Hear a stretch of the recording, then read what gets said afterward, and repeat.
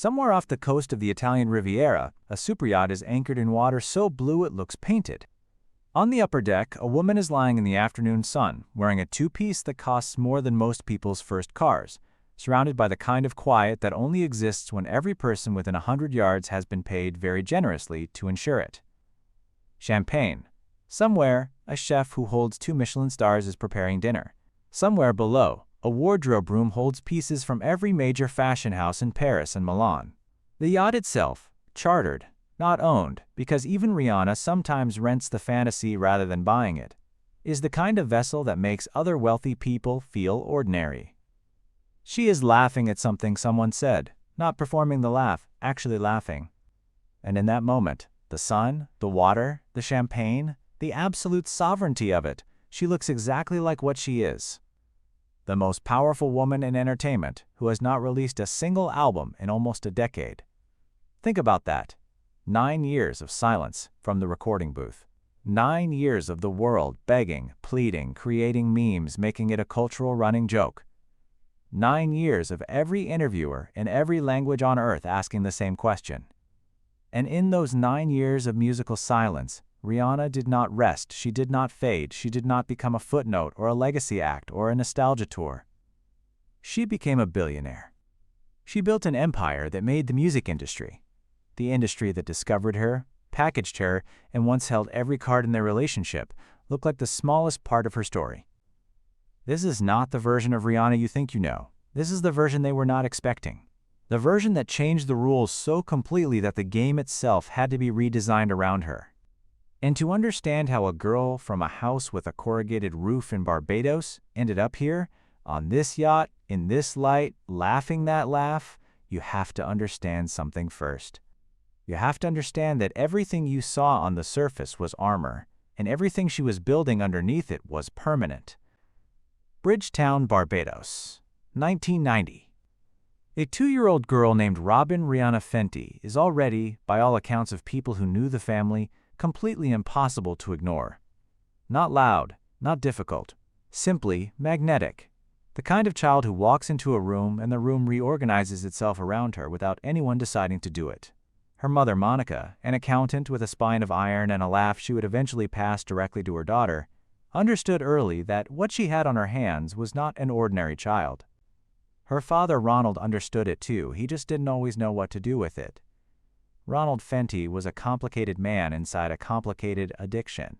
Crack cocaine and alcohol, a combination that produced a home that was never fully safe, never fully stable, never entirely the harbor a child needs. He loved his daughter. That much is clear from the way Rihanna has spoken about him over the years.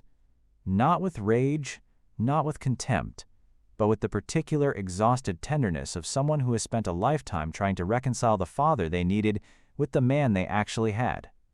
The migraines began when Rihanna was 11, headaches so severe that doctors ordered brain scans. The scans showed nothing, but the doctors, trained to look at the whole patient and not just the films, noted the environment, noted the stress, noted the gap between what the child's face showed and what a child that age should be carrying. She was carrying too much. She carried it the way she carried everything from that point forward, silently, privately, and without asking anyone to help. When her parents divorced, she was 14, and in the small, strange way that catastrophes sometimes work, the fracture of her family freed something in her.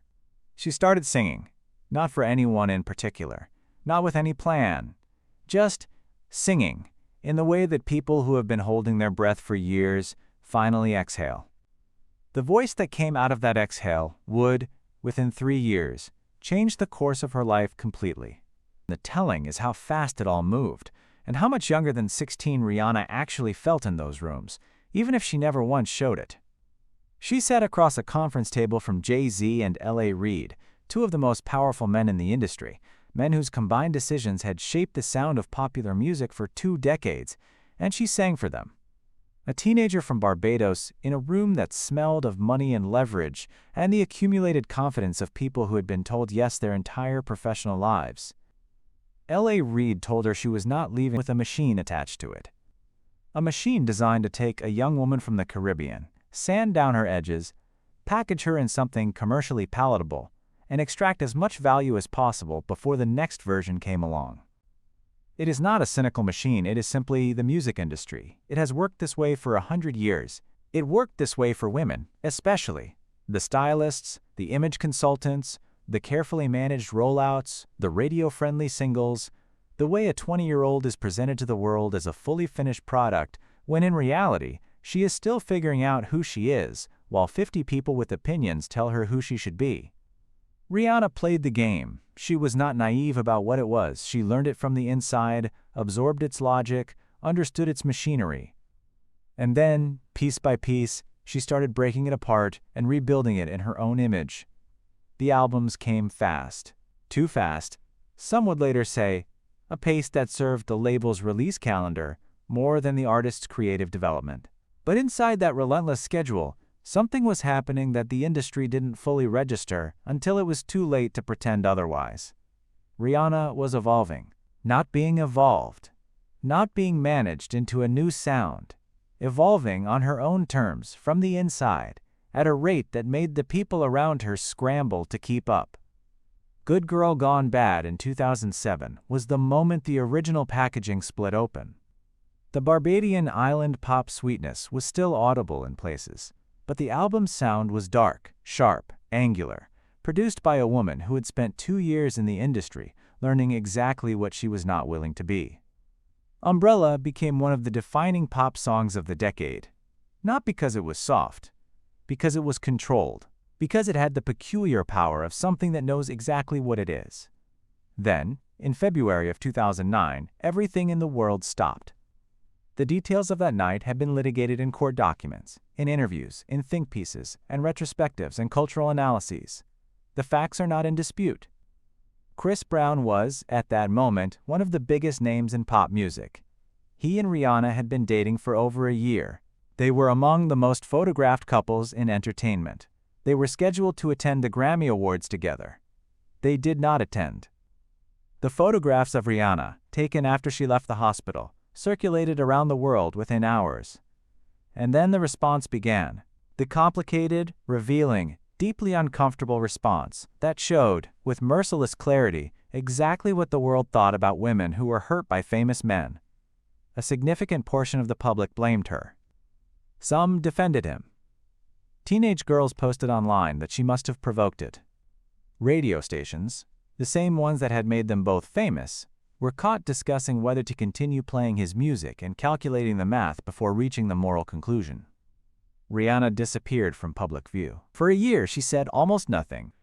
When she finally spoke in the Diane Sawyer interview, in the careful, controlled, absolutely devastating way she spoke, she said she had stayed initially because she loved him, that she had believed in the possibility of repair.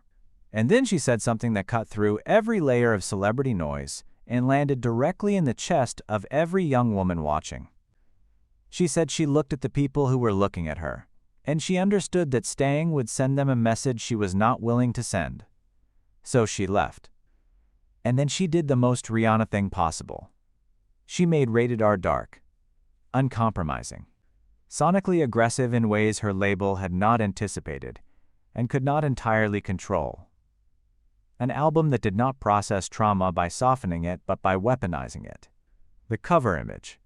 Her face, half obscured, one eye visible, staring at the camera with the expression of a woman who has been through the worst thing and come out the other side not diminished but dangerous.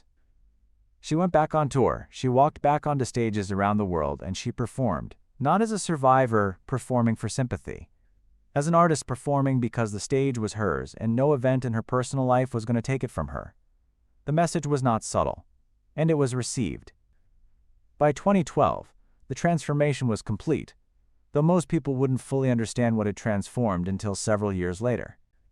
On the surface, 7 albums, an uncountable string of #1 singles, Grammy wins, magazine covers in every language in which magazines exist, global superstar by any measure available. Below the surface, she was studying. She was watching how the industry handled women specifically, at 20, packaged and promoted, at 35, quietly sidelined, at 50, invited back for nostalgia tours at a fraction of what the promoter made on their name. She watched artists hand over their image, their sound, their name, and end up with very little of it left. she was making a different plan. It started with a single observation. When Rihanna applied makeup, the entire world paid attention to the makeup. Women across every market wanted to know what she wore, who did her hair, how to look like her. The beauty industry had responded by producing products designed for a narrow range of skin tones and calling it universal. Rihanna had a different idea. Fenty Beauty launched in September of 2017 with 40 foundation shades. Not 8, not 12, but 40, covering every complexion from the palest to the deepest, with the kind of precision that told every woman who had ever stood in a beauty aisle feeling invisible, "You were always the customer. We just had to build the store." The industry's conventional wisdom before launch was skepticism. Darker shades didn't move, the market wasn't there. Fenty Beauty made $100 million in its first 40 days. The term that emerged afterward was the Fenty effect. Within months, Estée Lauder, L'Oréal, MAC, companies operating the same way for half a century, scrambled to expand their shade ranges. Not because they had new values, because Rihanna had made the market undeniable.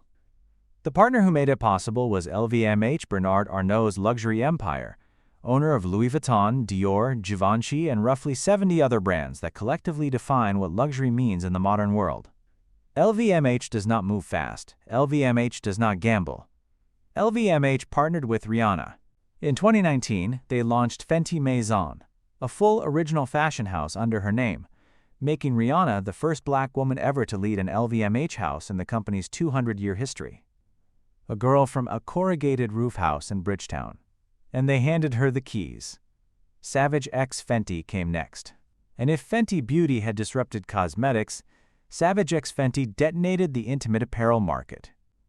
The lingerie industry had been shaped for decades by a single dominant aesthetic: thin, young, conventionally proportioned, presented in an environment designed to make the customer feel that she was aspiring toward something rather than celebrating something she already had. Rihanna built the opposite. Every body, every size, from XS to 3X, every skin tone, every age. Presented not as diversity for press release, but as the entire premise of the brand. Because the brand was built from the beginning around the idea that a woman's body, exactly as it is the thing that lingerie should serve. The Savage X Fenty fashion shows, streamed exclusively on Amazon Prime, became some of the most watched fashion events in the world. Not because of the pieces, though the pieces were extraordinary. Because of the women wearing them. Models who looked like actual women walking with the ease and confidence of people wearing something that was designed for them. By 2022, Savage X Fenty was valued at over $1 billion. And Rihanna crossed the threshold that no black woman in the history of entertainment had crossed before. Billionaire. Self-made. Not inherited. Not married into. Built, brick by brick, product by product, shade by shade, with a business mind that the Harvard Business Review has since studied and the Fashion Institute of Technology has since taught. She was the wealthiest female musician on earth, the wealthiest black female entertainer in history. And the music still had not come. Now let us talk about what it actually looks like to live inside $1 billion when you are Rihanna. The properties. An oceanfront estate on the Gold Coast of Barbados, the island's most coveted stretch of coastline, where the water is impossibly clear and the air is heavy with bougainvillea. Where she returns when she needs to remember who she was before any of this began. A Georgian townhouse in one of London's most rarefied postcodes. The kind of address where foreign heads of state live 2 doors down, and old money flows so quietly through the neighborhood it is almost invisible. A Beverly Hills compound set so far back from the road it can barely be seen, with a pool that appears to float above Los Angeles like it was placed there by someone who understood that the view is the real architecture. A Manhattan apartment in one of the city's most exclusive buildings, floor-to-ceiling glass, the city spread below like a permanent exhibition. The wardrobe is not a wardrobe, it is an archive, custom Valentino, bespoke Givenchy, vintage Alea. The Met Gala yellow guope cape coat, so architecturally massive that fashion historians use it as a punctuation mark for the decade. The fur coat thrown over her red Super Bowl costume at the after-show. The casual authority of a woman who understands the exit is its own performance. Rihanna understands that clothing is a language. She speaks it fluently in every dialect. The jewelry is a subject unto itself. Van Cleef & Arpels pieces worth hundreds of thousands of dollars layered over a hoodie on a Tuesday. Chopard diamonds worn to a grocery run. Custom pieces from jewelers whose clientele is so select their names are not known outside it. She wears these things not to announce wealth, but because her eye for beauty extends to everything. An exceptional stone and exceptional light is the same kind of beauty as an exceptional chord and an exceptional song. The travel, private aviation, the Italian Riviera, Saint-Tropez in summer when the harbor is full and the restaurant waiting lists are measured in months for everyone except the people who never wait. Paris in fall, Fashion Week, where she moves not as an observer but as a gravitational body everything else orbits. And Barbados, always at the end of things, because home is not a building, it is a feeling. And the feeling lives on that island. And then there is ASAP Rocky. Rakim Mayers, one of the most genuinely original aesthetic minds in hip-hop, a man whose collision of streetwear and high fashion is entirely his own, had been in Rihanna's peripheral vision for years. They finally looked directly at each other around 2020, during a period when the usual noise of celebrity had been stripped away and something quieter, more honest was possible. He has called her the love of his life, unprompted, without publicist language. That being with her has made him a better man, a better artist, a better human being. She smiles when asked about him with the private smile of a person keeping the best part of the story for themselves. Their son was born in May of 2022. Their second child followed less than a year later. What they have is visible in the way he looks at her when she isn't looking, and the way she reaches for his hand before she knows anyone is watching. He is the first person who has appeared in her life, who seems to exist entirely outside her need to perform anything.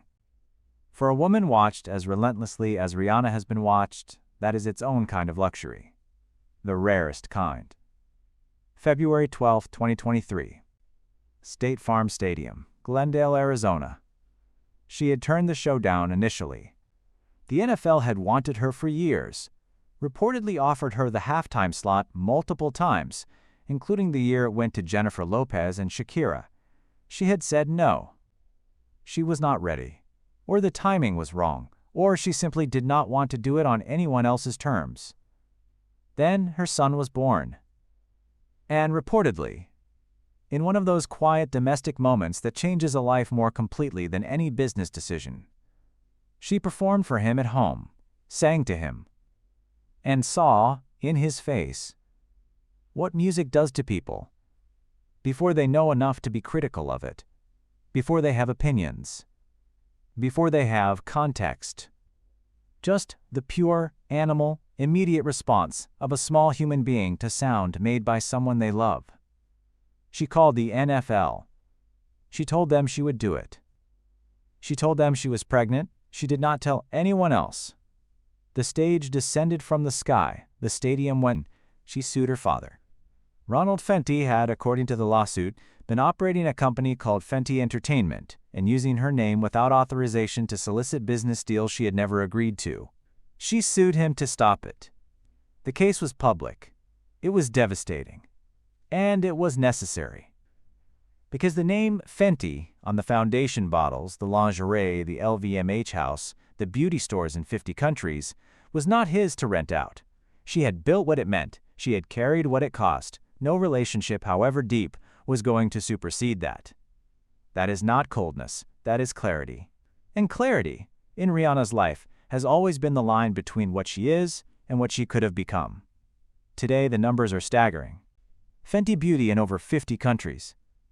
Savage X Fenty valued at over $1 billion. Fenty Skin disrupting a third industry. Net worth, above $1.4 billion. She is 37 years old, 2 sons, a partner who is visibly completely in love with her, properties that are statements, a wardrobe that is an archive, a face that restructured an entire global industry, and no studio album since 2016. The album is coming. She has said so. The world has been waiting with the patient desperation of fans who know the wait will be worth it because everything she has ever released has been worth it. The real story of Rihanna is about refusal. She refused to be what the industry packaged her as, refused to be defined by the worst night of her life, refused to release music until it was exactly what she intended, refused to let her father trade on what she had built, refused to let the Super Bowl be anything other than a Rihanna performance on Rihanna's terms. She has been refusing, quietly and absolutely, since the day she walked into that hotel room in Barbados and made two powerful men understand that they needed her more than she needed them. And every refusal has made the next thing she chose to do larger, more permanent, more hers. When the album finally comes, in whatever form, on whatever timeline she decides, it will land on a world already shaped by choices she made in the silence, a world that restructured its beauty industry around her vision. That watched a girl from a corrugated roof house in Bridgetown become the first black woman to lead an LVMH house in 200 years of European luxury. The question is not whether she is done. The question is whether any of us will be ready for what she does next. We probably won't be. She probably knows that. And somewhere off a coast the rest of us will never visit, on a deck above water that is the impossible blue of a life built entirely on your own terms, she is probably laughing about it. If this story hit differently, if you see the empire now and not just the icon, check the video on your screen right now. I believe it was made for you.